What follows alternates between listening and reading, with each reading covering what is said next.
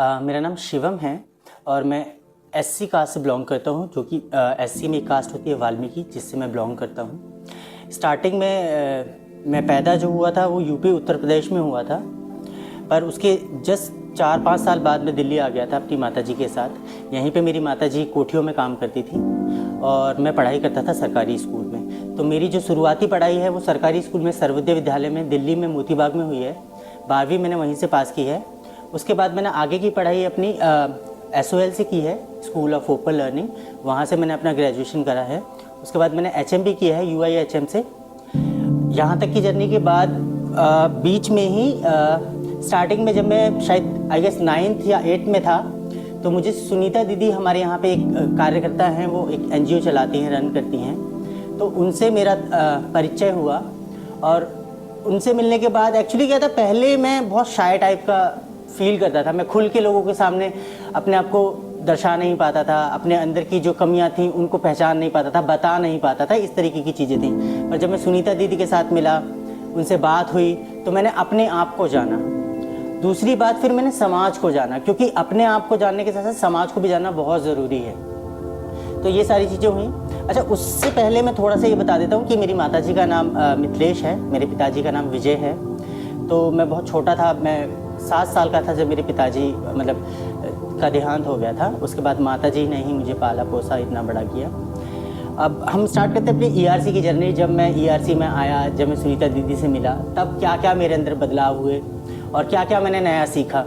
सबसे पहले मैंने जाना कि हमारा जो कास्ट है, जिस कास्ट से हम आते हैं, उसको बहुत पिछड़ा और निम्न वर्ग में चुना जाता है और लोग हास्य करते हैं। हमारी जो कास्ट होती है बहुत नीचा समझते हैं, उस कास्ट को छुआछूत मानते हैं, हमारे हाथों से छुआ हुआ पानी नहीं पीते हैं और इस तरीके की बहुत सारी चीज़ें हैं। पर जब हम यहाँ पर आए, यहाँ पर हमारी कास्ट के लोग जब इकट्ठा हुए, तो मैंने ये जाना कि हमारी कास्ट पीछे क्यों है। ये भी बहुत बड़ा रीज़न है कि हमारी कास्ट पीछे क्यों है, क्योंकि हम उन चीज़ों को उस तरीके से नहीं देख पाते हैं जिस तरीके से हमने यहाँ ERC में आकर देखा। हमने ये जाना कि सबसे महत्वपूर्ण चीज़ ये है कि आपकी ज़िंदगी में पढ़ाई कितनी इम्पोर्टेंट है, पढ़ाई का आपकी ज़िंदगी में कितना इम्पोर्टेंस है, वो जाना हमने ERC में आकर। और यहाँ पर अलग अलग तरीके की वर्कशॉप्स होती थी, जिनके ज़रिए हमने और अपने आप को जाना, समाज को जाना और अपनी क्वालिटीज़ को निखारा। इससे पहले मैं आज जितना बोल पा रहा हूँ, मैं इतना कभी नहीं बोल पाता था। आज जितना भी मैं बोल पा रहा हूँ, जो भी मैं कर रहा हूँ, या अपनी फैमिली के लिए जो भी आज मैं कर पाया हूँ, वो सिर्फ़ और सिर्फ सुनीता दीदी की वजह से और ERC में आने की वजह से कर पा रहा हूँ। बहन है बड़ी, उनका नाम सोनम है और उनकी 2013 में शादी हो गई थी। वो अभी अपनी फैमिली के साथ सेटल्ड हैं। तो हम सिर्फ 2 ही बहन भाई हैं, एक मैं और एक मेरी सिस्टर। मेरी सिस्टर अभी फ़िलहाल के लिए हाउसवाइफ हैं और मैं तो जॉब करता हूँ। 4B फाउंडेशन ने मुझे बहुत सारे मौके दिए हैं। अभी स्टार्टिंग में कोविड से पहले हम वर्कशॉप्स करते थे कास्ट सिस्टम के ऊपर, डिस्क्रिमिनेशन के ऊपर। हमने यहाँ पर आकर सीखा, जाना। और उसके बाद हमें प्ले फॉर पीस का एक बहुत अच्छा अवसर मिला 4B फाउंडेशन के थ्रू, जिसके थ्रू हमने बाहर जाकर, आउट ऑफ दिल्ली जाकर हमने वर्कशॉप्स की, नए नए लोगों से मिले, अपना हेजिटेशन कैसे कम करें, वो बाहर जाके हमने जो मेनली मैंने जो सीखा था, मेरा सबसे ये था कि मैं बोल नहीं पाता था। अब बोलना मुझे शर्म आती थी एक तरीके से, लोगों के सामने अपने आप को दर्शाना या प्रदर्शित करना।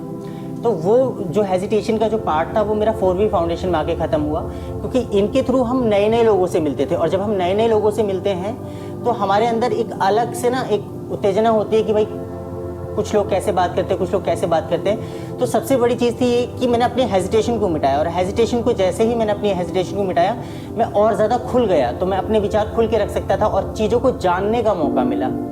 ये मेरे को 4B फाउंडेशन से मिला। स्टार्टिंग में तो 4B फाउंडेशन में मैं सब लोग जैसे जुड़ते हैं वैसे ही जुड़ा था। तो हम समाज के ऊपर बात करते थे, कास्ट सिस्टम के ऊपर बात करते थे। तो उसके बाद फिर 4B फाउंडेशन छोटे जो बच्चे होते हैं उनको पढ़ाने का काम करता है और उनके लिए जो भी चीज़ें होती हैं उन्हें मुहैया कराने का काम करता है। और क्या बोलते हैं, अभी कोविड के टाइम पे भी 4B फाउंडेशन के थ्रू मिलकर मैंने खुद ने वॉलंटियर किया था, तो जिसमें हमने जो भी गरीब तबके के लोग थे या जो घर पे बैठे हुए थे, बिकॉज ऑलमोस्ट सभी लोग घर पे बैठे हुए थे, पर सबकी हालत एक जैसी नहीं थी। कुछ लोगों के पास पैसा था खर्च करने के लिए, कुछ लोगों के पास नहीं था। तो जिन लोगों के पास नहीं था, 4B फाउंडेशन के थ्रू हमने उन लोगों को थोड़ा बहुत जो भी राशन हम प्रोवाइड कर सकते थे, जितना हमसे करा जा सकता था, हमने उतना सब कुछ किया उन लोगों के लिए। ओके, सो 4B फाउंडेशन के थ्रू हम चंडीगढ़ गए थे और हमने दिल्ली में शादीपुर में कई जगह हमने वर्कशॉप्स की थी और हमने यहाँ पे कुसुमपुर पहाड़ी में भी बहुत जगह वर्कशॉप्स की थी और हमने नुक्कड़ नाटक भी बहुत सारे किए थे यहाँ पे समाज को जागरूक करने के लिए। दूसरी बात, हमने सेक्स एजुकेशन के ऊपर बहुत सारी क्लासेस ली थी 4B फाउंडेशन के थ्रू। प्ले फॉर पीस की हमने बहुत सारी क्लासेस ली थी, क्योंकि एक खेल भी एक ऐसा जरिया है जिससे लोग खुलते हैं और नई नई चीज़ों को सीखते हैं और अपने आप को खुल के उजागर करते हैं किसी और के सामने। हाँ, मैं नेपाल भी गया था 4B फाउंडेशन की तरफ से। वहाँ पे सार्क सम्मेलन होता है, जो हमारे 7 एशिया की जो 7 कंट्रीज़ हैं उनका सार्क सम्मेलन होता है, तो हम उसी टाइम पर गए थे। तो उसमें क्या था कि हम भी अपने समाज की जो भी हमारे समाज में चल रहा है या जो भी हमारे समाज को उस तरीके से नहीं देखा जाता है, तो उन सारी चीज़ों को लेके, पढ़ाई की प्रॉब्लम है, जागरूकता की प्रॉब्लम है और ये सारी प्रॉब्लम्स को लेके हम सार्क सम्मेलन में गए थे, जिसमें और भी बहुत सारे NGOs आ रखे थे। तो हम सब ने मिलकर वहाँ पर ये ही मीटिंग करी थी कि भाई किस तरीके से समाज को आगे बढ़ाया जाए। एक्चुअली क्या था कि जब मैं 4B फाउंडेशन से जुड़ा था, मुझे कुछ भी नहीं आता था, कुछ भी नहीं आता था। मैं सिर्फ एक 12वीं पास बच्चा था, जैसे सब 12वीं पास करते हैं, सिर्फ उतना ही, उससे ज़्यादा कोई एक्स्ट्रा मुझे कुछ नहीं आता था। मेरी आज मैं जो भी इंग्लिश बोल पाता हूँ वो 4B फाउंडेशन की वजह से, बिकॉज मेरी इंग्लिश बहुत लो थी और मैं एक स्लम में रहने वाला बच्चा हूँ और सरकार को ही पता है कि इंग्लिश पे उतना ज़्यादा जोर नहीं दिया जाता है। तो मेरी जो सबसे अच्छी चीज़ ये हुई थी कि मेरी इंग्लिश बहुत अच्छी हुई, जिसकी वजह से मुझे विदेश जाने का मौका मिला। सबसे पहले मेरी नौकरी चाइना में लगी। वो 4B फाउंडेशन से मैंने इंग्लिश सीखी और इंग्लिश में मैं इतना ज़्यादा उत्तीर्ण हो गया एक टाइम पर जाकर कि मैंने अपना इंटरव्यू दिया। इंग्लिश में पहली बार मैंने इंटरव्यू दिया और वो मेरा इंटरव्यू क्लियर हुआ। मैं चाइना गया, वहाँ पे मैंने 1 साल जॉब करी और मैंने ज्वाइन किया था चाइना में एक रेस्टोरेंट को, स्पाइस रूट करके एक रेस्टोरेंट था, उसको मैंने ज्वाइन किया। एज अ कैप्टन मैंने ज्वाइन किया था, but with in 6 month just because of this learning मैंने अपने आप को वहाँ पे आगे बढ़ाया और फिर मैं ऑडिटर बना। तो फिर मैं वहाँ पे ऑडिट करने लगा और इसी के ज़रिए मैं 8-9 देश घूम पाया हूँ। हाँ, मैं एक चीज़ शेयर करना चाहता हूँ। एक बारी 4B फाउंडेशन में ही एक मीटिंग थी, तो कुछ लोग आए हुए थे अमेरिका से।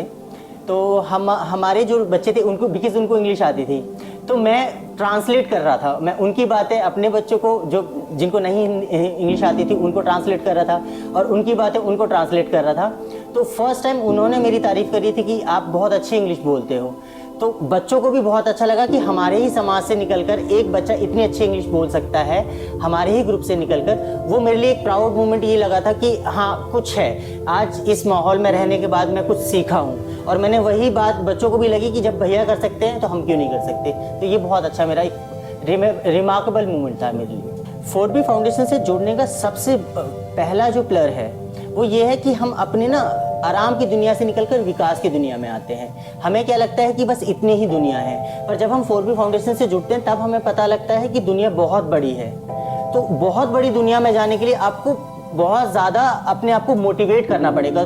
तो जो मोटिवेशन मिलता है वो 4B फाउंडेशन से मिलता है, जैसे कि मुझे मिला। तो मैं यही चाहता हूँ कि जो भी बच्चे हैं, जो छोटे बच्चे हैं या जो अभी 7वीं 8वीं में हैं या जो 12th में भी हैं, तो उनका जो आगे फ्यूचर है वो 4B फाउंडेशन से जुड़कर बहुत अच्छा हो सकता है, क्योंकि वो यहाँ पर अपने आगे प्लानिंग कर सकते हैं अपने फ्यूचर के लिए कि उनको अपने आगे फ्यूचर में क्या करना चाहिए, क्या नहीं करना चाहिए, किस तरीके से करना चाहिए। यहाँ पे सुनीता दीदी हैं जो एक मेंटोर की तरह सारी चीज़ें समझाती हैं। तो इसलिए मैं चाहता हूँ कि जो भी बच्चा हो 4B फाउंडेशन से ज़रूर जुड़े। हाँ, कई बारी मैंने पर्सनली तो मैं बचपन में बहुत छोटा था जब यहीं आ गया था, दिल्ली में आ गया था। तो दिल्ली में तो शहर है एक तरीके से, तो उतना ज़्यादा नहीं होता है, पर है, दिल्ली में भी है। ऐसा नहीं है कि दिल्ली में नहीं, दिल्ली में भी है।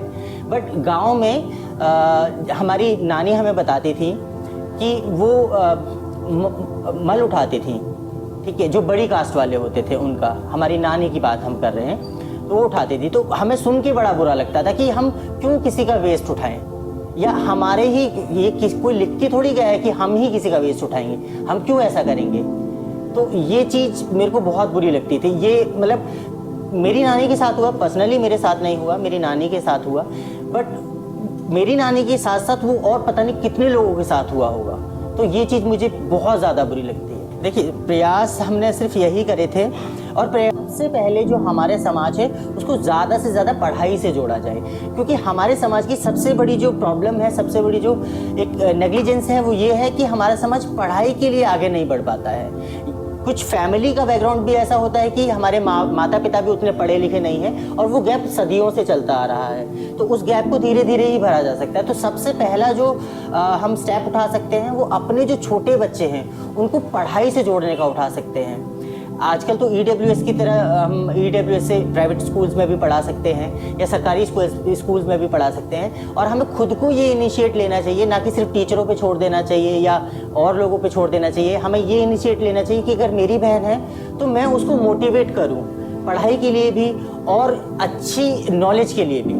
4B फाउंडेशन, मैं अपनी लाइफ की ही जर्नी बताता हूँ कि अगर शायद 4B फाउंडेशन नहीं होता तो मैं शायद कहीं झाड़ू की नौकरी कर रहा होता। बेशक मैं 12वीं पास था, लेकिन आज का जो हम पढ़ाई देखते हैं या आज की जनरेशन देखते हैं, तो आज की जनरेशन के लिए जिनके पास पैसा है वो अच्छा पैसा दे के अच्छी पढ़ाई करते हैं। तो 12वीं पास कुछ नहीं होता है आज की डेट में, अगर हम देखा जाए तो हमें। और मैंने एक टाइम पर आकर पढ़ाई ये छोड़ दिया था, ये सोच लिया था कि नहीं मैं अब पढ़ाई नहीं करूँगा। इवन दो मैंने 10वीं भी मैंने शायद 2 बार करी थी अपनी, क्योंकि एक बार मैंने नाम कटवा लिया था, मेरा इंटरेस्ट ही हट गया था पढ़ाई से। तो फिर मैं जब 4B फाउंडेशन में आया ना, तो मैंने ये देखा कि भाई जो हमसे ज़्यादा पढ़े लिखे लोग हैं वो हमसे किस तरीके से बिहेव करते हैं या हम अपने छोटों से कैसे बिहेव करते हैं। तो जो इंसान पढ़ा लिखा होता है वो बिहेव कैसे करता है, हमने यहाँ पे आके सीखा। तो अगर ये संस्थाएं नहीं होंगी तो उन बच्चों को वो शायद, अगर ये संस्था नहीं होती तो मुझे भी वो मौका नहीं मिल पाता। आज मैं देश विदेश घूम पा रहा हूँ, या मैं खुल के अपनी बात किसी के सामने रख पा रहा हूँ, या अगर मैं आज ये इंटरव्यू भी दे पा रहा हूँ तो सिर्फ 4B फाउंडेशन की वजह से। अगर 4B फाउंडेशन नहीं होता तो आज शायद मैं इंटरव्यू भी नहीं दे पाता, और मैं शायद विदेश में, मेरा सपना भी पूरा नहीं हो पाता कि मैं विदेश में जाके नौकरी करूँ। तो ये इस तरीके की जो संस्थाएं होती हैं वो बहुत ज़रूरी होती हैं, जो निचले तबके के लोग होते हैं उनको ऊपर उठाने के लिए। क्योंकि स्कूल, मैंने माना कि स्कूल है, पर स्कूल में वो एक फॉर्मेलिटी होती है कि सब आ रहे हैं, पढ़ रहे हैं, बात खत्म। पर यहाँ पे एक स्पेशल उनके ऊपर ध्यान दिया जाता है जो निचले तबके के लोग हैं, कि उनको किस तरीके से ऊपर उठाया जाए, अलग अलग वर्कशॉप देकर, अलग अलग तरीके से, अलग अलग तरीके की नॉलेज देकर, इस तरीके से। तो इसलिए 4B फाउंडेशन बहुत ज़रूरी है, इस तरीके के NGOs होना बहुत ज़रूरी है जो निचले तबके को ऊपर लेके आए, ताकि समाज में एक पैरेलल रहे, कोई नीचा नहीं, कोई ऊंचा नहीं, सबका एक जैसा खून है, सबका एक जैसा शरीर। एज सच तो मुझे नहीं लगता, जो एक प्राउड मोमेंट मेरे लिए था वो मैं बता चुका हूँ पहले ही। दूसरा, हम मुझे एक वीडियोज़, मुझे आज भी एक वीडियो थी हमारी, हम पंजाब गए थे, तो वहाँ पे एक वर्कशॉप चली थी, तो वहाँ पे हमने फ्रिस्बी सीखा था। फ्रिस्बी एक गेम होता है जो कि अब हमारे इंडिया में तो बहुत कम लोग खेलते हैं, बाहर ओवरसीज़ में लोग ज़्यादा फ्रिस्बी खेलते हैं। तो वहाँ पर मैं एज अ कोच, मैंने वहाँ पे फ्रिस्बी सीखी थी। फिर मैंने यहाँ पर भी आकर अपने बच्चों को एज अ कोच वो फ्रिस्बी की ट्रेनिंग भी दी थी। तो वो भी एक मेरे लिए बहुत अच्छा मोमेंट था कि 4B फाउंडेशन नहीं होता तो मुझे शायद कभी कोच बनने का मौका नहीं मिलता।